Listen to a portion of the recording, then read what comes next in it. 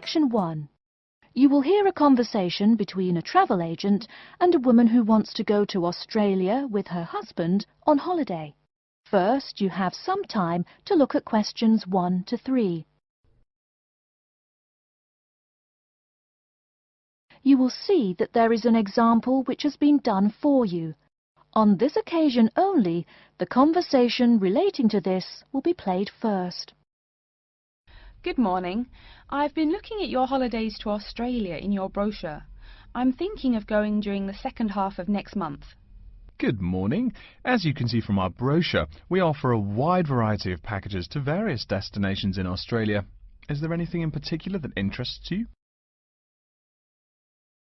The woman says that she has been looking at the holidays to Australia in the brochure, so brochure has been written in the space. Now we shall begin. You should answer the questions as you listen, because you will not hear the recording a second time.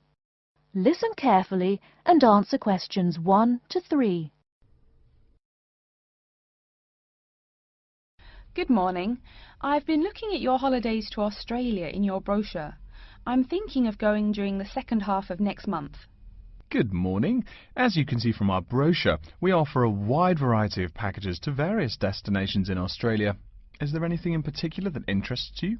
Yes, my husband and I are very interested in the holidays in the outback. These holidays are becoming increasingly popular. Would you like to arrange flights and accommodation with us, or just accommodation? Can you arrange flights from Sydney? Certainly. OK, flights and accommodation then. Right, you said that you wanted to travel next month. Which date would you prefer? I should point out that there are no daily flights available, so if you have a flexible itinerary, that's better. Well, we arrive in Sydney on the 15th of April, and we were thinking of travelling to the outback on the 18th of April. OK, there's only one flight from Sydney to Alice Springs on the 18th, so I'll book you on that. It leaves at 10 in the morning, which is quite convenient. Shall I book 2 seats for you? Yes, please. As for your stay in the outback, you can see from the brochure that we offer 3 packages: budget, standard and luxury. The budget package is about $500 Australian dollars, the standard package is about $700 and the luxury one is approximately $1,000, though it does depend on exactly what you would like regarding extras. Which one would you prefer? Well, we can't decide between the budget and standard options. Ah, well, actually, just looking at my computer here, on the date that you want to fly into Alice Springs, there is no standard accommodation available. It's fully booked, I'm afraid. That's okay. We think that the cheapest one should be fine for us. We don't mind roughing it for a few days, and we don't expect to be spending much time at our accommodations. We prefer the outdoors. Right, let's look at the room options. Before you hear the rest of the conversation, you have some time to look at questions 4 to 10.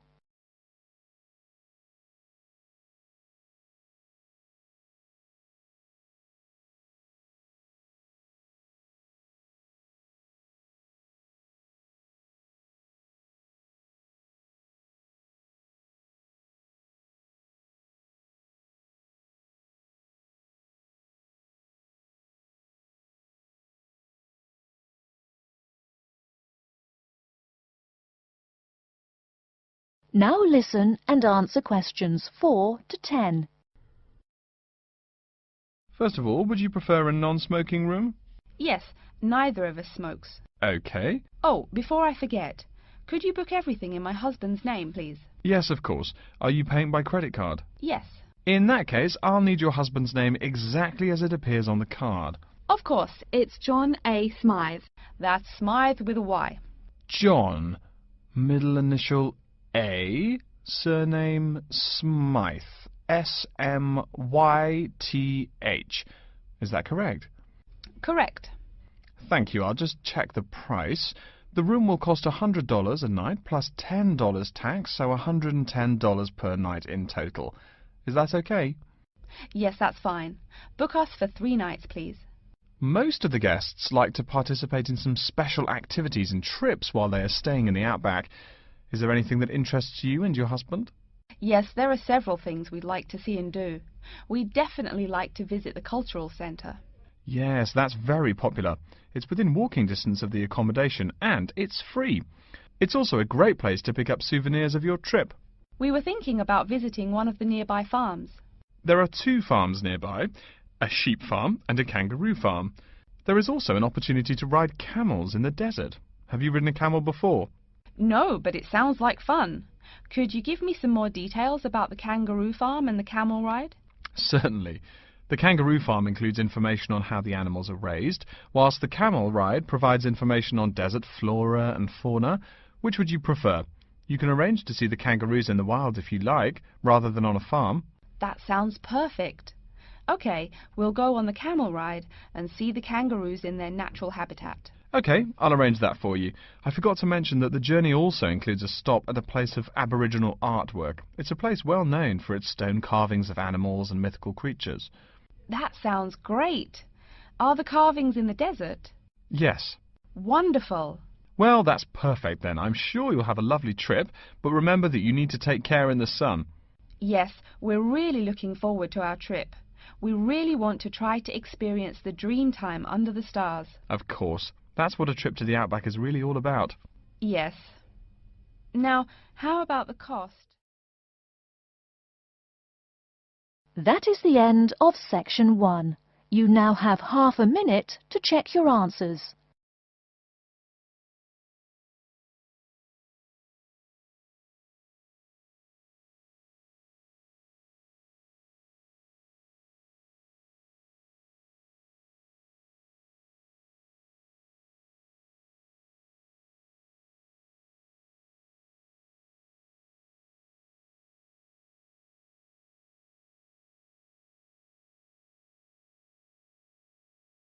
Now turn to section 2. Section 2. You'll hear an announcement which is looking for some volunteers. First, you have some time to look at questions 11 to 15.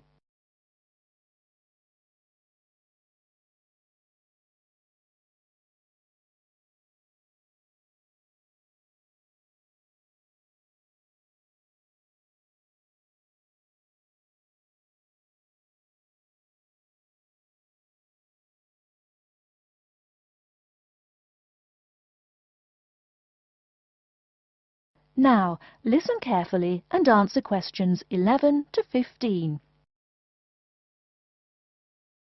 Continuing our broadcast of public service announcements, Worldwide Helpers announces upcoming vacancies for a number of volunteer worker positions. All applicants must meet the following requirements. First of all, applicants must be over 18 years of age. The company apologises, but there can be no exceptions to this rule. Second, persons interested in these positions may not have police records. Minor traffic offences like a parking ticket are, of course, no problem. But, and I quote, past and present drug users and sex offenders need not apply. The employer will, of course, check with the police to verify your clean record. In addition, applicants must supply references from past or present employers or teachers along with their recent CV. These references must testify as to the applicant's work habits and/or character. Remember, these are references from employers or teachers. A note from your dear old mum won't do.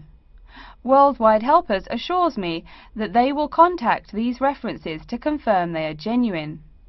Although all positions are volunteer, the employer will reimburse some of your expenses. For example, they will pay for transportation to and from the job site. Aside from that, the cost of phone calls is covered. Before you hear the rest of the talk, you have some time to look at questions 16 to 20.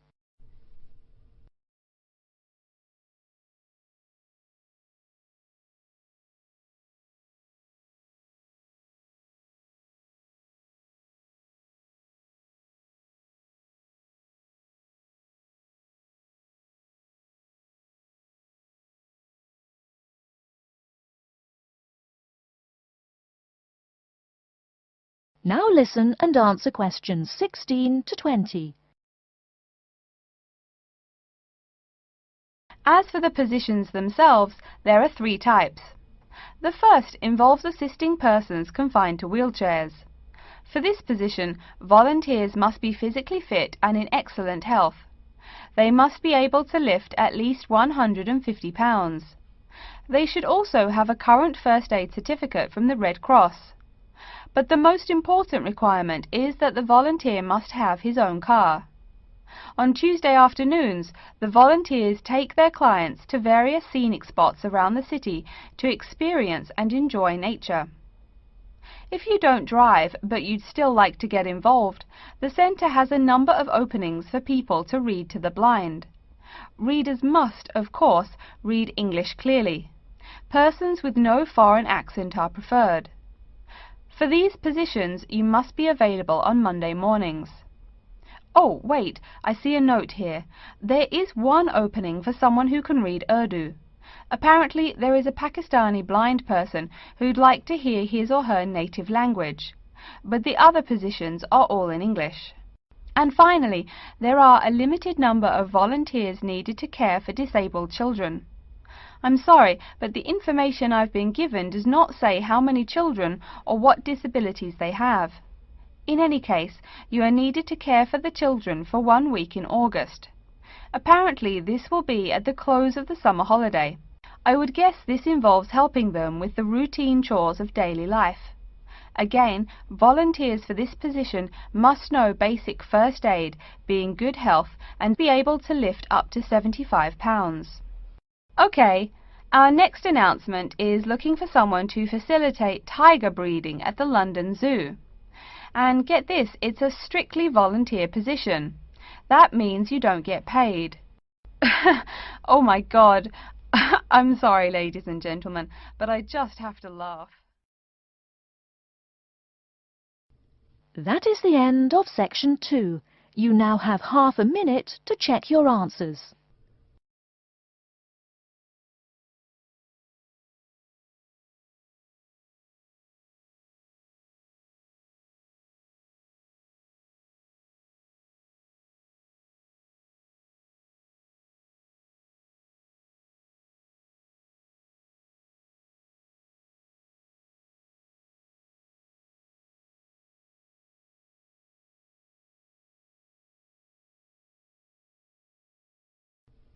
Now turn to section 3. Section 3.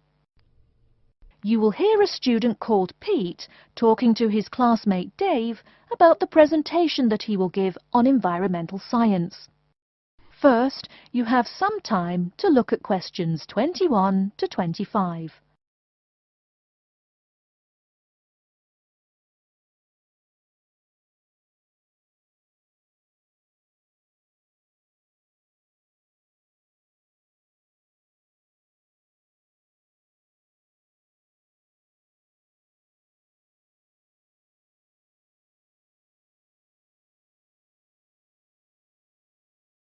Now listen carefully and answer questions 21 to 25. Are you just leaving the library now? I saw you get there at 8 a.m. Yeah, I've been there all day. What for? They hire a cute new librarian or something? I wish. No, it's the presentation that I will give in environmental science the day after tomorrow. What's it about? I heard you were really excited about the class. And Dr. Schnee also calls you for the arcane questions, as he calls them. It's about environmental damage in the Yucatan. Excuse me, what? Or is that where? The Yucatan. It's a state in southeast Mexico. So what's happening there? Agriculture is having a really adverse impact on the environment. There are too many farmers doing too much farming. It's really destroying the forests and ruining the soil. Deforestation is a major problem there now. How did you learn about this? I don't recall Dr. Schnee saying anything about it in lecture. Yes, but my brother went there last month. You know, to look at the old cities like the Maya Indians built. That's what first got me interested. Your brother Tom? No, Dick, Harry's twin. Anyway, he told me how few trees there were now, and how much empty ground that grows almost nothing. He said the place looked more like the desert than jungle in some parts. It brought environmental damage, so I started looking for materials in the library. Here, look at this magazine. What's in it? It's an old issue of National Geographic. It includes interviews with tourists who have been there in the past few years. It's pretty bad. See the photos? I see the photos, but 1 or 2 photos don't prove anything. Then read what the article says. Right there. The first thing it points out is how soil samples show it's hard for anything to grow there. It says how an area of 21,000 square kilometres has lost most of its forest in the past 10 years. See, there are graphs. As the number of farmers increases, the acres of forest have decreased. It's an inverse relation. Before you hear the rest of the talk, you have some time to look at questions 26 to 30.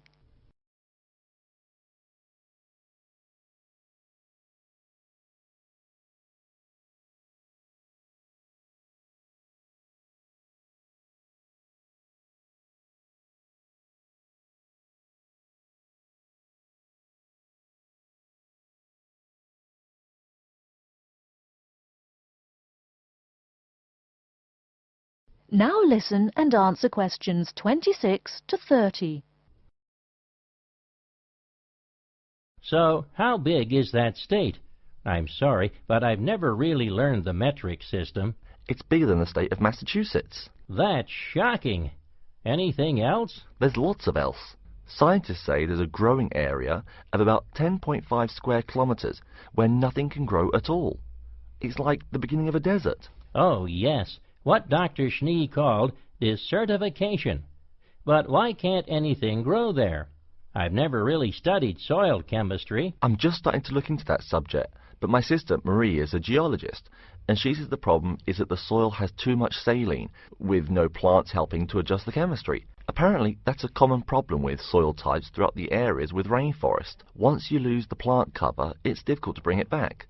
Reforestation is almost impossible, even if the land is not being used for other purposes. Wait a minute. What is saline? Saline is salt dissolved in water. Scientists who have gone there have taken measurements. They do this by gathering a sample of the soil and running a simple test that shows the ionization of the solution. The geology department in our own university has reviewed the soil at the site too. They're right.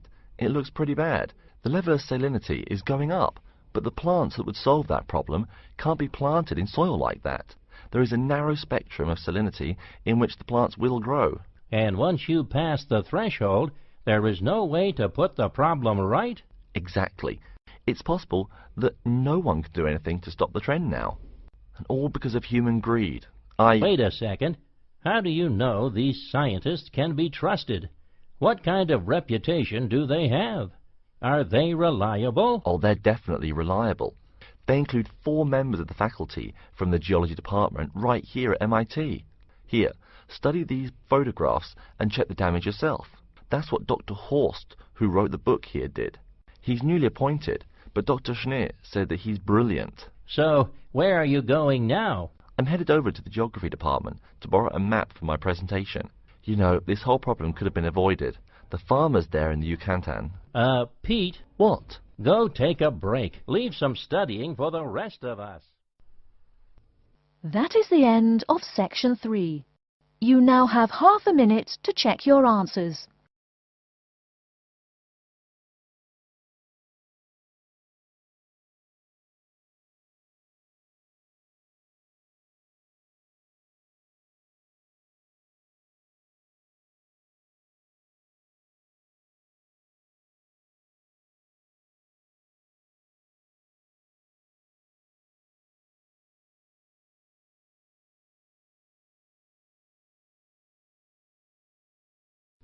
Now turn to Section 4. Section 4. You will hear a lecture's introduction to Insect Biology 101. First, you have some time to look at questions 31 to 40.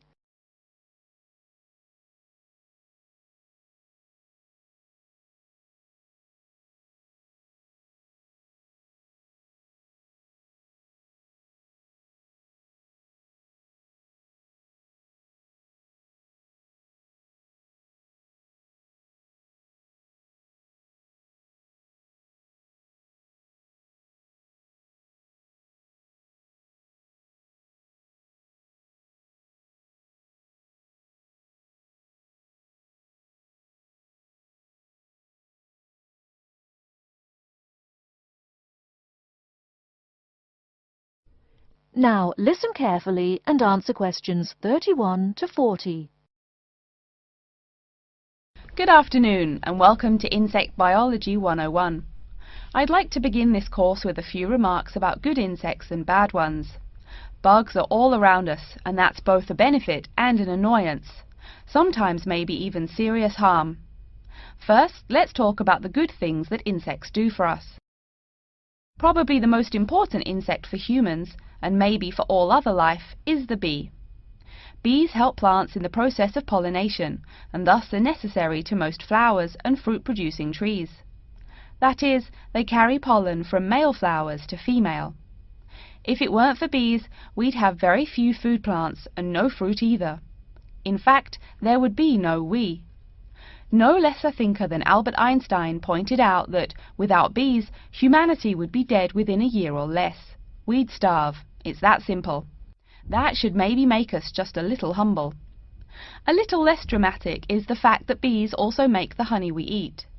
Moreover, they produce beeswax, which is useful in candles and is also used as a first-rate furniture polish. Sure, these may not be vital to our lives, but they can serve as reminders of how important bees are. That's a point I keep coming back to in this course. Though, in all fairness, I should point out that butterflies aid in pollination as well as bees.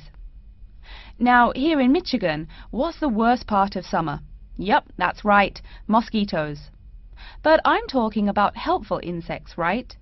So let's look at the dragonfly first. If there were no dragonflies, there would be even more mosquitoes. Dragonflies mainly eat mosquitoes and also a few other insects. Yes, that's right. They don't just fly around, and they also help to eliminate harmful insects. So the next time you see a dragonfly, don't you dare kill it. Now, let's talk a little about those harmful insects. Take the mosquitoes I just mentioned as an example. Not so many years ago, mosquitoes here in America weren't just annoying, some were even deadly. They carried malaria and yellow fever. My own ancestor, the Confederate General John Bell Hood, lived through the worst battles of Civil War, only to die at age 38 from yellow fever. A pest, not a bullet. Well, besides the mosquitoes, in summer there is also a kind of insect that never seems tired. Right, that is the fly. Before I go on talking, I must mention an African fly called the tsetse fly, which feeds on blood and can cause serious diseases in the people and animals that it bites. Besides, it is still a bearer of sleeping sickness, which affects around 300,000 people every year in Africa, and can be treated only with toxic drugs that are hard to administer. Worse still, the drugs sometimes don't work. Other insects, of course, destroy food crops. In China, for instance, locusts continue to be a danger to the harvest in some areas. Less important, but still annoying, moths eat people's clothes and dust mites slowly destroy carpets. Worse, but still in the home, termites or white ants eat wood, the wood of your house. If they are not stopped, they can eventually destroy the whole building. Usually they seriously damage a building before anyone even notices them. So, as we all know, insects can be a real trouble. So, what to do? You can go ahead and start killing harmful insects. In the early decades after the Communist Revolution in China, Chairman Mao encouraged the people to swat every fly they could see. Slogans on the walls of buildings called them "little capitalists." But flies reproduce too quickly for this to be a long-term solution. For some decades in the West, to kill insects with chemicals seemed a good remedy. Unfortunately, chemicals can only be used in a limited area for a limited time. It's a small-scale solution. The insects come back. Worse still, some of the poisons used, like DDT, were found harmful to the environment. Many kinds of wildlife, like hawks, were harmed. And people in chemical-using rural areas have one of the highest rates of liver cancer in the world. It's no secret that chemicals remain harmful to humans. Like all species, insects adapt to their changing environments at an amazing rate. When a new chemical is introduced to their habitat, the insects that survive are generally the ones with some way of resisting the harmful effects.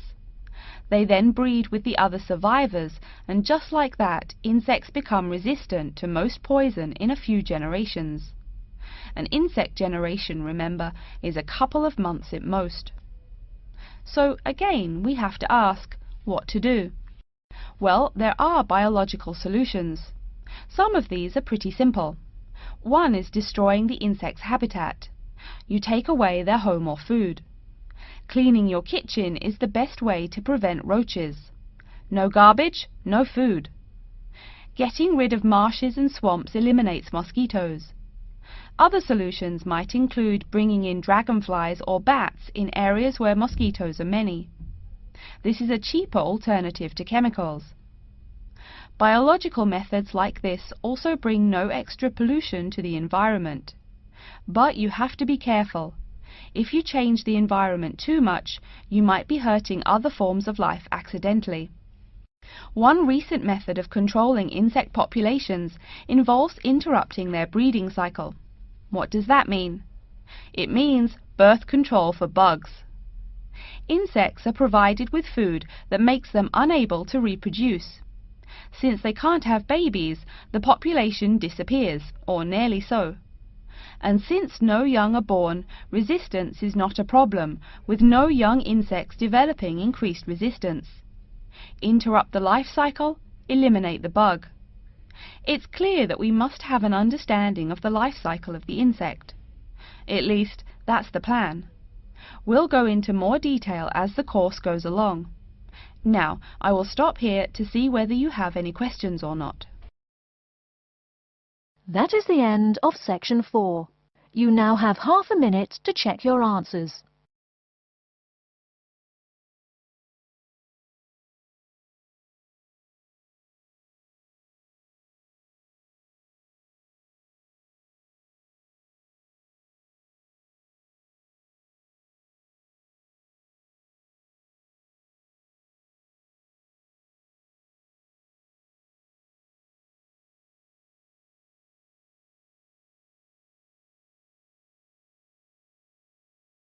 That is the end of the listening test.